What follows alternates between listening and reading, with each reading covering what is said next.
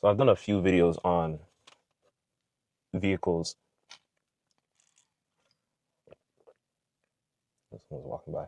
I've done a few videos on vehicles, and I was saying, hey man, let's put it on record and actually speak this onto a video. Five cars, man. Five cars, five or six. But five cars at a minimum that I would want to own in a perfect world. There are a few others that I would say, like, you know, if I'm really sitting with extra money like that to that extent, then my capital's looking like, if my money's looking like that, I mean, it doesn't hurt because at that point it's just money to have. You have your investments in place. You have your baseline savings in place. If you're at that point, you're making so much money. I mean, savings is pretty damn easy to have. But you have your investments in place. You have your business in place. You have the people you care about around you taken care of. You have those investments aside, all that kind of stuff, and you just have money to stupid money at that point. Then yeah, but five cars, man. We're gonna put this on record. So first one, I'm gonna start from lowest to highest because it's funny because the next car I'm actually wanting to move into is actually not this one. So it's funny. I'm kind of moving out of order. But the Toyota TRD V6, beautiful car. I wasn't really looking at them as much maybe 3, 4 years ago. But as I got a little bit more into vehicles, and it's funny, I say a little bit more into vehicles, but I don't consider myself a car person. I just look at these cars and I'm saying, hey, these look nice, and learn a little bit about them. And you're like, that's pretty cool. And what you can do to them is pretty damn cool. Toyota TRD, reliable as a Toyota, affordable, and car looks damn good.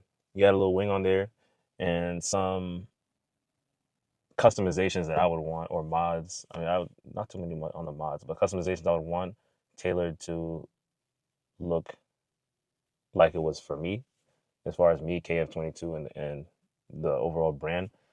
You know, satin black, put the little logo on the side, and nice little car, Toyota TRD. You can't go wrong with it. So that's number one. Super attainable, super in reach. And I think I don't know if it you could say that it would if the car is going to go up in value or is gonna I don't know. I don't really know about that stuff. I know the world as a whole is moving towards hybrid and more so EVs. So perhaps the V6 and Toyota doesn't even look to be going in that direction anymore. But I mean that's a I don't know the minuscule details. But Toyota TRD, second car. And as of recent, very recent, I'm still in shock as to this day. I don't even know if I want to call this a dream car because I was saying to myself, if I was to get this, I don't know if I'd want to keep it. You know what I'm saying? I don't know if I'd want to keep it. But the C8Z06, man, almost a ZR6. The C8Z06, flat plane V8 looks exotic. I'm not getting into the conversation about, oh, this is a supercar. This is a I don't even say the other word. This is a supercar. This is a sports car. The performance, well, I don't give it. I don't give a damn. I honestly don't give a damn. That's people have that argument, and that's cool. You guys can have that argument. I would say undoubtedly it gives supercar presence and it gives supercar performance. But people have their little nuances of what defines that. And look, I'm not getting into that stuff. But either way, car looks good. Wasn't really into it when it first came out. It's funny, but grew on me. Grew on me. And after I actually heard the sound and was able to tell the differences between like a base Stingray and a Z06, I was sold, bro. I was sold. I was honestly sold on it. Most regular everyday people, they look at the cars and they'll think it's all the damn same until they hear the engine. But at the end of the day, most regular everyday people are gonna look at the car and from a baseline already think it's upwards of 200, 300,000. So again, that's another thing as well. But nice car, man. Really nice car. And yeah, like I said, I'm really surprised that the car grew on me. But at the end of the day, that can happen because there was, I believe it's the M4s and M3s on BMW, and we're gonna get on BMW in a second.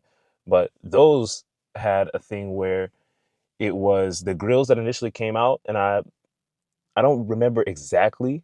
I could be wrong. I think I said this in a different video, but when the grills initially came out, nobody liked that stuff. Nobody liked that look. It was actually getting trashed, man. And now it's all over the damn place. It's all over the damn place. Everyone likes it.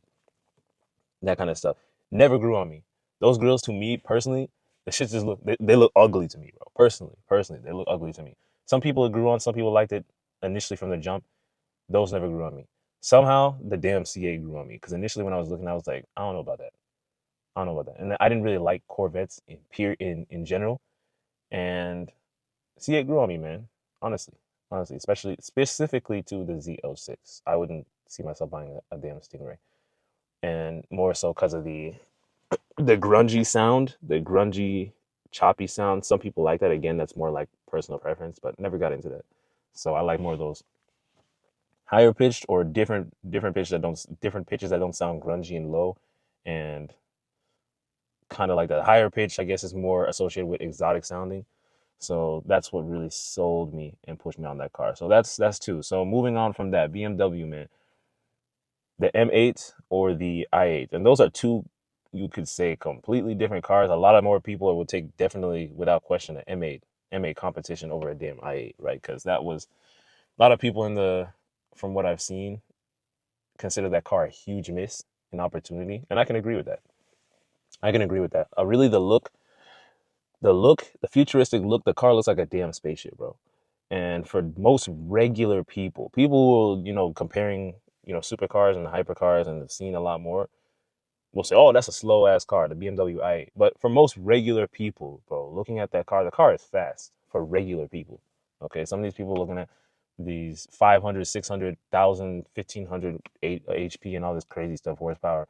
And yeah, obviously it doesn't compete with that. But for regular people, the car is damn fast. So, and that, again, that's a separate topic. And some people, they think they'll look at 800 and say that's weak when, bro, you haven't even experienced that. And if you have, you don't actually know how to handle that. And that's why you see all these damn crashes. But we don't get into that. So that's one thing, man. BMW M8 and the i8, bro. Honestly, I would take either. I would take either. If at one point the i8 was a dream car for me, and it still is. I'll say it still is. But wouldn't take, at this stage right now, I wouldn't take an i8 over a C8 Z06. Because again, the engine was became more of a priority for me, how the engine sounded, and as opposed to having a speaker as your engine. So that became something that was a little bit more of a priority for me. And the car still speaks exotic. I guess the trade-off is that some people would say, yeah, it looks more exotic. Yeah, exotic sounding flat plane V8, but it's not a BMW or that type of bullshit. It's silly, crazy ass mindsets, bro. It's not a BMW though. It's just a Chevy, bro. It's like, okay, bro. If you saw the concepts they did for the C9s, I mean, at that point, man, the only thing that would hold them back is closed-minded people saying it's still a Chevy at the end of the day. That kind of silly ass shit. But and again, I did a video on that stuff too. I will never understand people that will consider themselves a car person, but then will deb not debilitate. They will put down other people who take pride in their vehicle. It's different if you're buying something for people's validation. That's a whole different conversation. That's something that's silly ass shit. But to look at somebody and say, I take pride in this thing, and then it's cool if you're making jokes. I think that's funny. I make jokes too. I think that's cool and that's funny. But you genuinely think somebody is just trash, and you genuinely look at somebody in a demoting way, it's like, bro, what are we talking about here? If somebody bought something and they take pride in it and they like what they got, then that's all that matters, bro. That's all that matters. You making fun of somebody, in a way, I think that's almost like you projecting certain stuff too about yourself. But different topic, man. Different topic. But anyways, as a matter of fact, it's a topic I already discussed. But yeah, man, BMW i8 M8 competition, I'd be fine with either. That's number 3. I really love the look of the M8. I think some people don't really get into that car, but I think it's a slept-on car. I saw a few videos on it too, and I love it, man. I love it. I wouldn't be too mad about that either. So what are we at right now? TRD, it's about 30, 40K. So we'll go on 40K upwards. The i8 on a low end is about 70 if we're looking at the Roadster. Specifically the Roadster I really like, but the Coupe too is cool. So we're looking at what? 50 to 60, 70K. So we already passed 100. And then Z06, another 100. 100 to, yeah, 100. 100. We talk about depreciation and everything. 100. So we already about 200 right now. So from there, now we're looking at these supercars, the actual undoubtable supercars, right? Huracan Evo. That would be my number 4, bro, without a doubt. Huracan Evo. If I get my hands on one of those at some point, that's really the plan. So the way the market is moving too, man, I feel like those prices, I feel like I feel like those cars will appreciate if not maintain their value, especially with everything moving towards hybrid and EVs.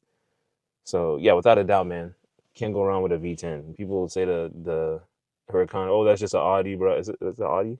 That's the word, but yeah, another moment proving I'm not a damn car guy or whatever. But people say, "Oh, that's just an Audi, bro." Bro, I don't give a shit about that, bro. A lot of this, these silly ass comments, and a lot of this silly stuff, bro, is mostly a lot of kids saying this stuff that just saying silly shit. It's like Bugatti, oh, that's a Volkswagen, bro. Shut the hell up, man. Okay, cool, bro. Cool, bro. At the end of the day, it's a Bugatti, Volkswagen, cool, bro. Cool.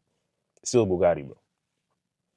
Silly stuff. But anyways, yeah. So Huracan Evo, bro. There's not much to really say about it. Beautiful car, nice car, and if you can afford it, it's as reliable as it gets for a supercar from the reviews that I've seen and people that I've worked with personally when I used to do a lot of sales, closing, from business owners I work with personally who have driven the car and actually own it outright. And yeah, great car to have, bro. Great car to own, bro. Can't go wrong with that. So if you can keep up with the Lamborghini payments, man, as far as, 3K for an oil change, I mean, cars as reliable as it gets. It doesn't, from what I see, it doesn't, always, cars always breaking down, always having mechanical issue. No. So yeah, that's another car. It's not like a Maserati, bro. It's not like a Maserati. Apparently, those have from what I see, those have a ton of issues and stuff. So it's not a damn Maserati, bro. But yeah, so that's number four. And number five, man. Number five, gotta go Ferrari SF90. Ferrari SF90, man. I think that was beautiful car. There's really not much else to say. When you're talking about a Huracan and a damn SF90 Ferrari, bro, it's not much to say, but beautiful car. And it's for a little bit, bro, because I only got into cars maybe the past 2.5 years.